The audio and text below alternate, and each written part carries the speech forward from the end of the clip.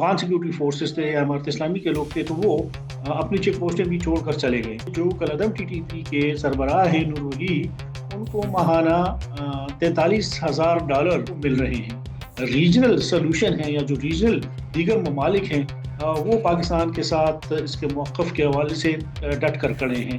वो रूस हो, चीन हो, ईरान हो, इवन यूनाइटेड स्टेट्स।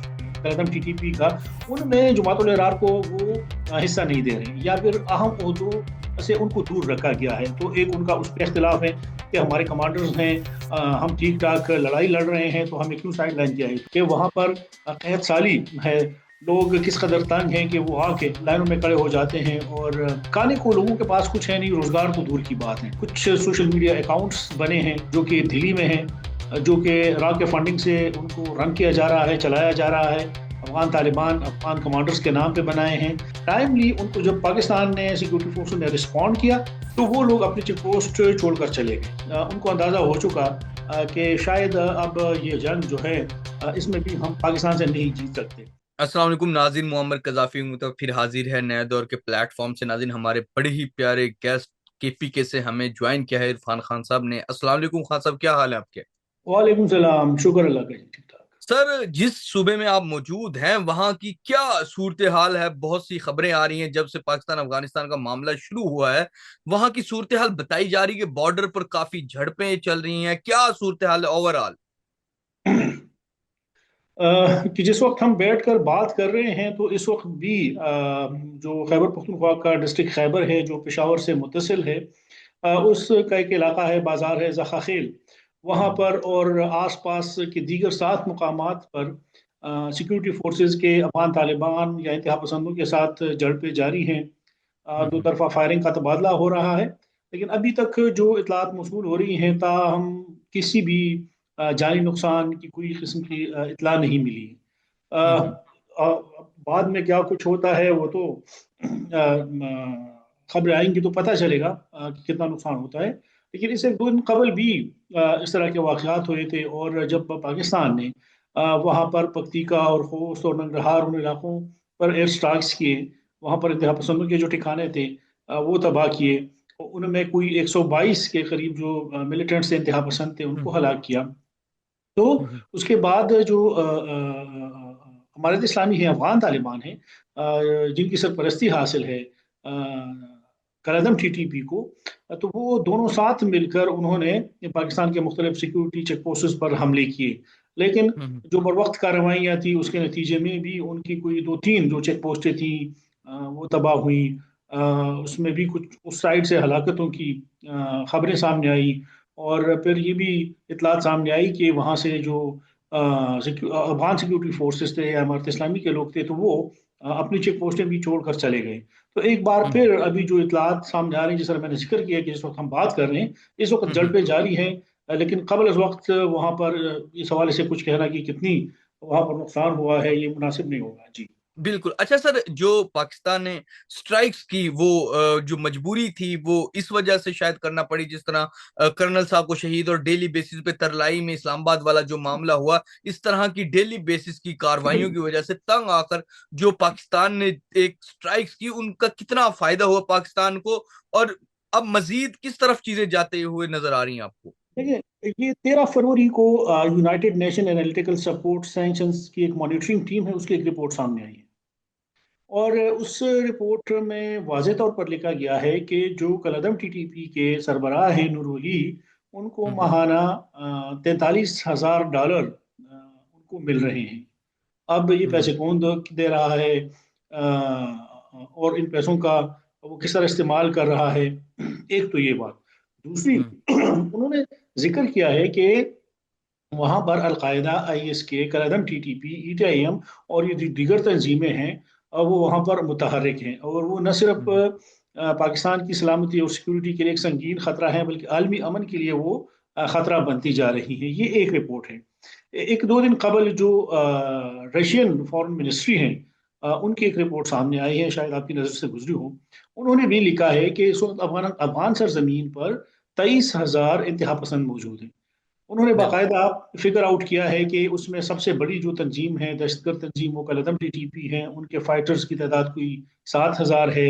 इस तरह ISK का इन्होंने जिक्र किया है, ETIM के लोगों का जिक्र किया है, उन्होंने अलकायदा का जिक्र किया है कि कोई उनके हैं ISK भी। ये सारे उन्होंने बाकायदा फिगर आउट किए। अब सवाल ये है कि यूनाइटेड नेशन सिक्योरिटी काउंसिल में जो रिपोर्ट हम्म। सामने आई है, या फिर इस तरह का रशिया, ईरान कह रहा है, और ये सारे ममालिक का कि वहां पर हम्म। कलदम तंजीमें मौजूद हैं, वहां पर मिलिटेंट्स मौजूद हैं। तो हम्म।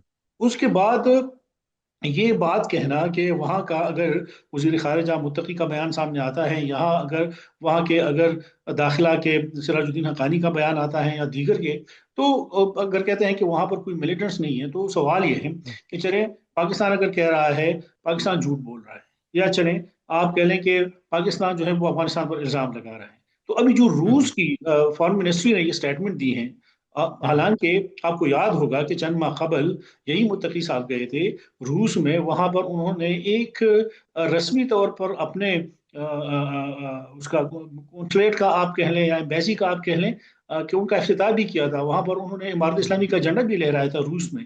तो अब अगर रूस का भी ये कंसर्न है, ईरान का भी ये हम्म। कंसर्न है, पाकिस्तान का तो है ही है, यूनाइटेड नेशन जो हम्म। सिक्योरिटी काउंसिल्स की रिपोर्ट्स सामने आ रही हैं, तो अब किस तरफ से वो कह रहे हैं, किस क्यों यहाँ पर मिलिटेंट्स नहीं है, जो पहले हम जिक्र कर चुके हैं और अब भी कर रहे हैं कि उनकी जो फंडिंग हो रही है, हम्म। जो रॉ और मुसाद की फंडिंग हो रही है, बरास्ता हम्म। जो हमारे दीगर ममालिक हैं जो अभी मुज़ाकरात की कोशिश भी कर रहे थे, जिसमें कतर भी शामिल हैं, जिसमें UAE हम्म। भी हैं, और उनके ज़रिए हवाला हुंडी के ज़रिए जो पैसों की तरसील है, जो पैसे आ रहे हैं वहाँ पर, और फिर वो पाकिस्तान के खिलाफ इस्तेमाल हो रहे हैं, दहशतगर्दी के हम्म। हवाले से इस्तेमाल हो रहे हैं। तो पाकिस्तान ने हालिया जो अभी रिसेंटली कतर के साथ एक मीटिंग हुई है, जिसमें फील्ड मार्शल भी गए थे और शहबाज शरीफ प्राइम मिनिस्टर भी, तो उनको वाज़ेह तौर पर कहा गया है कि अब आप जो सपोर्ट दे रहे हैं भारत इस्लामी को या अफगानिस्तान को, इससे आप बाज आ जाएं, और अब ये हमारा काम है कि हम उनसे किस तरह निपटें, या हम जानते हैं कि हम किस तरह उनके जो ठिकाने हैं उनका खात्मा कर सके। तो एक वाज़ेह पैगाम UAE के बाद कतर को भी दिया गया है, और मेरे हम्म। ख्याल में कि जो इस रीजनल सोल्यूशन है, या जो रीजनल दीगर ममालिक हैं, वो पाकिस्तान के साथ इसके मौक़िफ़ के हवाले से डट कर खड़े हैं, वो रूस हो, चीन हो, ईरान हो, इवन यूनाइटेड स्टेट्स, तो वो सारे पाकिस्तान के इस मौक़िफ़ की तायीद कर रहे हैं और इसके साथ खड़े भी हैं। बिल्कुल। बिल्कुल। अच्छा सर, दूसरा हमने देखा कि जब ये स्ट्राइक्स हुई उससे बाद जो लोकल अफगानी हैं, अफगानिस्तान के आम अवाम हैं, उन्होंने प्रोटेस्ट किया कि क्यों ये तालिबान TTP की वजह से हम आम अवाम का नुकसान करवा रहे हैं, क्यों ये हमें इसमें ला रहे हैं, खास करके जो बॉर्डर के साथ वाले इलाके हैं यहाँ पर जो आम अवाम थी। और उसके साथ साथ हमें कुछ खबरें आई हैं कि काबुल में कि ये जो मामलात हैं इसमें जो GDI है, जो इनकी इंटेलिजेंस एजेंसी है अफगानिस्तान की, और MOD है जो मिनिस्ट्री ऑफ डिफेंस है, जिसके मुल्ला याकूब जिसको लीड करें, इनकी आपस में बड़ी नोक झोंक हुई है इस तमाम मामले से बाद।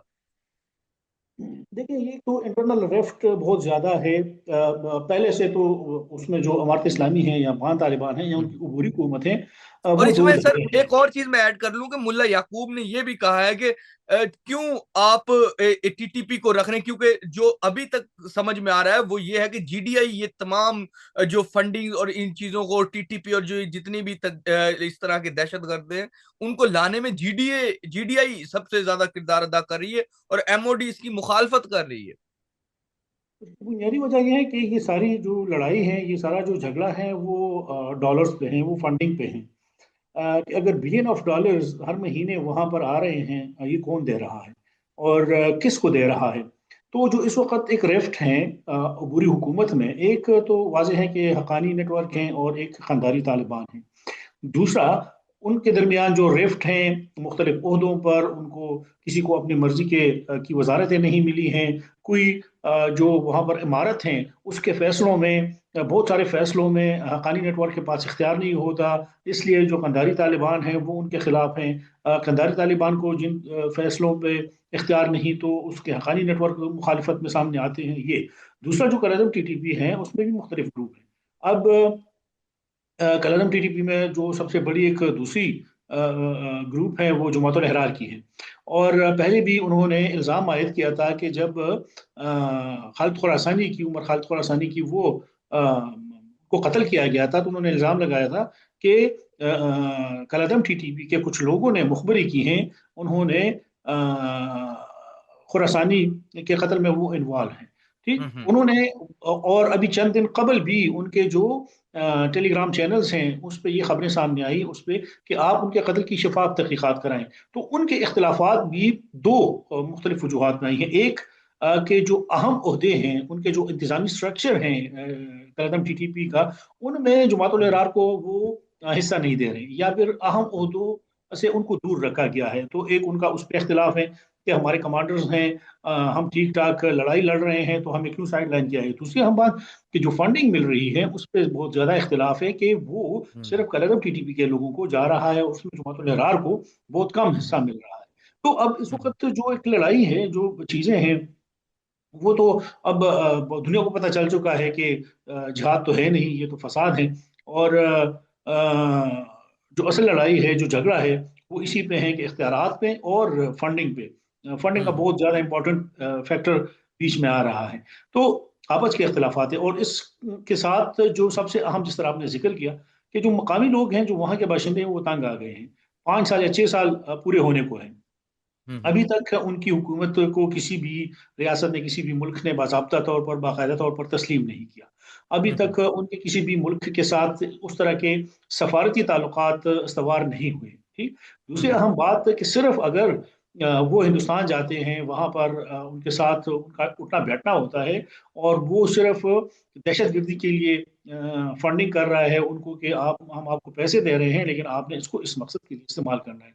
दूसरी अहम बात कि वहां पर जो मिलिटेंट्स हैं, तंजीमें हैं, उनको इमारत इस्लामी ने कुछ नहीं कहना। ठीक, तो अब ये है कि वहां पर जो अवाम है, कल परसों एक वीडियो नजर से गुजरी है, काबल की है या उस इलाके की, कि वहां पर कहत साली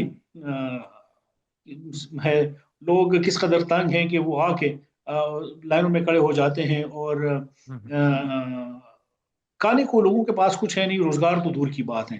तो जो वहां पर उसकी मईशत की बेहतरी के लिए या किसी हुकूमत को जिस तरह के हुक्मरानी करनी चाहिए, वो तो उनसे नाबलद हैं, वो तो उनसे बेखबर हैं।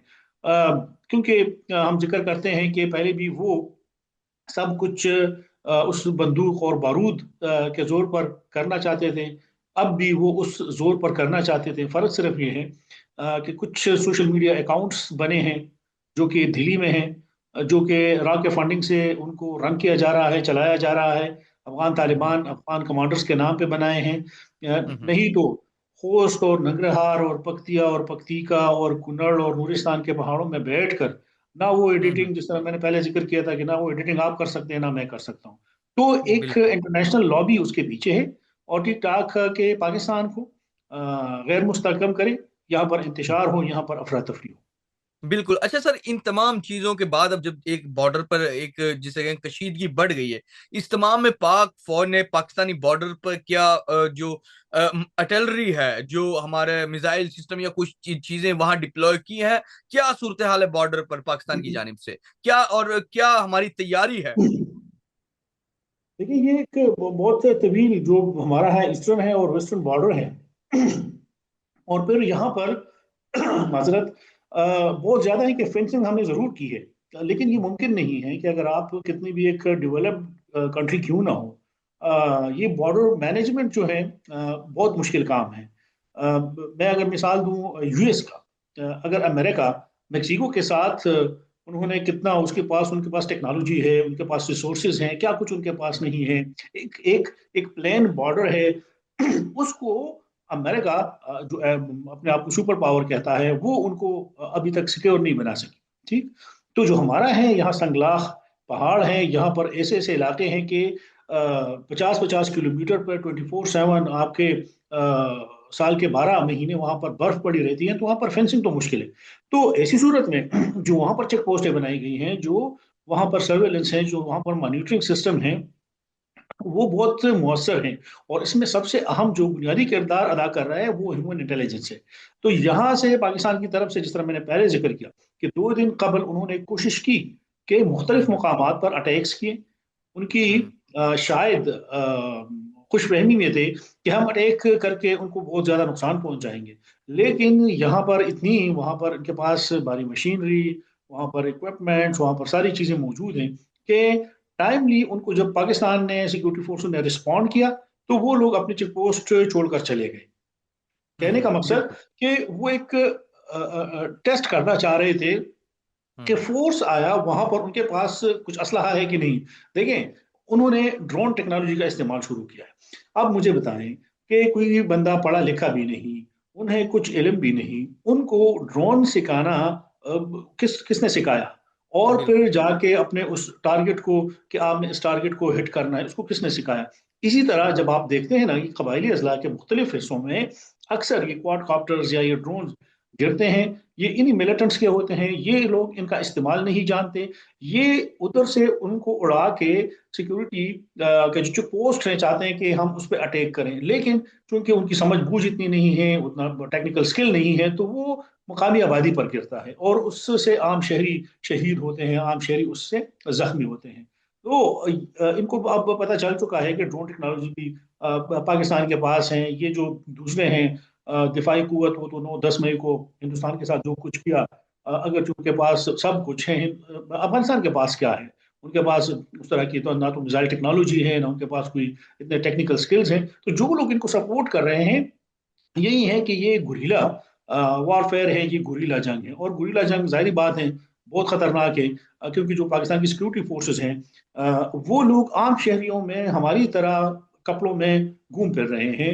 उनको अपने टारगेट का वो नहीं पता, लेकिन जो वो लोग हैं उनको अपने टारगेट का पता है कि ये सिक्योरिटी पोस्ट है, ये पुलिस पर्सनल है, ये एफसी में है, ये सरकारी एहलकार हैं। तो अब उनको टारगेट सिक्योरिटी फोर्सेस को करना वो बहुत आसान है। लेकिन उनको फिर काउंटर जिस तरीके से हम कर रहे हैं, तो उनको अंदाजा हो चुका कि शायद अब ये जंग जो है, इसमें भी हम पाकिस्तान से नहीं जीत सकते। और बिल्कुल। अच्छा। जी। जी जी जी। अच्छा सर, दूसरी जानिब हम देखते हैं कि इस तरह तो अब ये जिस तरह इन टेररिस्ट को मारते हैं जो बॉर्डर्स पे आते हैं, क्रॉस करते हैं, या जो पख्तिका नंगरहार इनमें जो हम मारते हैं, लेकिन जब तक इनकी रूट्स खत्म नहीं होंगी, जिस तरह गुल बहादुर है, नूर वली महसूद है, जब तक इनकी रूट्स खत्म नहीं होंगी तब तक तो ये आते रहेंगे, नए पुराने मरते रहेंगे, नए शामिल होते रहेंगे, ये तो चलता रहेगा मामला। देखिए, मैंने जो यूनाइटेड नेशन एनालिटिकल सपोर्ट और सैंक्शन मॉनिटरिंग टीम की रिपोर्ट की जिक्र की ना, उसमें लिखा गया है कि अलकायदा जो है, वहां पर अफगानिस्तान में 2 नए कैंप्स बने हैं। पहले भी से हम्म बने हैं और अब नए बने हैं, और वो यहीं पख्तीका, खोस्त और कुनर नंगरहार इन इलाकों में है। ठीक। तो अलकायदा जो है और जो इमारत इस्लामी है, वो इन कलदम टीटीपी को लॉजिस्टिक सपोर्ट फराहम कर रही है, वो इनको फाइनेंशियल सपोर्ट फराहम कर रही है। और जो लोग भर्ती हो रहे हैं वो तमाम के तमाम आजकल अफगान बाशिंदे हैं, क्योंकि जो पाकिस्तान सिक्योरिटी फोर्सेज ने, या फिर जो एयर स्ट्राइक्स हुई खोस्त के इलाकों पर और बिलखुसूस नंगरहार पर, उन इलाकों में जो हमारे शुमाली जनूबी वजीरिस्तान से ताल्लुक़ रखते हैं, जो कलदम टीटीपी हैं, दहशतगर्द तंजीम, और उनके बहुत ज़्यादा लोग उन इलाकों में रहते हैं। तो उस रिपोर्ट के मुताबिक कि अलकायदा की बाकायदा उनको सपोर्ट हासिल है, लॉजिस्टिक सपोर्ट हासिल है, फाइनेंशियल है, वहाँ पर ट्रेनिंग कैंप्स बनाए गए हैं, उनकी बाकायदा तरबियत की जाती है, उनको तैयार किया जाता है और फिर उनको पाकिस्तान भेजते हैं। तो यही जो लोग हैं, अब जो उनके सरबराह हैं, वो काबल में महफूज उनकी एक पनागाह है, वहाँ पर बम प्रूफ, बुलेट प्रूफ और सब चीज़ें, उसमें वो रह रहा है। तो इमारत इस्लामी ने उनको एक शेल्टर फराहम किया है, तो उनको सपोर्ट कर रहे हैं, इसका मतलब है। तो कहने का मकसद है कि वो लोग वहां पर मौजूद हैं। लेकिन इस बार जब हुआ, और ये 2-3 दिन पहले जिसमें कतर की जिस मीटिंग के मैं जिक्र कर रहा हूँ, उसमें क्लियर कट कहा गया है, क्योंकि फील्ड मार्शल भी उधर उसमें मौजूद है, कि आपने अब अगर मजीद उसको सपोर्ट किया, तो फिर पाकिस्तान का जो रद्द-ए-अमल है वो इससे भी ज़्यादा खतरनाक होगा, क्योंकि हम रुकेंगे नहीं। अगर कोई पाकिस्तान के सिक्योरिटी फोर्सेस को या आम शहरियों को शहीद करता है, तो हम भी खामोश नहीं रहेंगे। और फिर आपने उस पे देखा भी कि उनका जो वहाँ पर एग्रीमेंट हुआ था दोहा में, कतर में, उसके पीछे कौन लोग थे, कौन उसको सपोर्ट कर रहा है, क्यों कर रहा है, उसके पीछे इसके क्या मकासद हैं, जिस तरह मैंने हवाला हुंडी का बताया, जिक्र किया, तो ये सारा फैक्टर्स हैं और क्लियर कट एक मैसेज दे दिया गया है। बिल्कुल बिल्कुल जी। तो नाज़रीन, जिस तरह के मौजूदा सूरत हाल है जो पाकिस्तान और अफगानिस्तान के हवाले से इरफान खान साहब ने हमें बड़ी डिटेल इंफॉर्मेशन वहां की दी है। फिलहाल के लिए नाज़रीन, मुअम्मर कज़ाफ़ी को और इरफान खान को नया दौर से इजाजत दीजिए। खुदा हाफिज।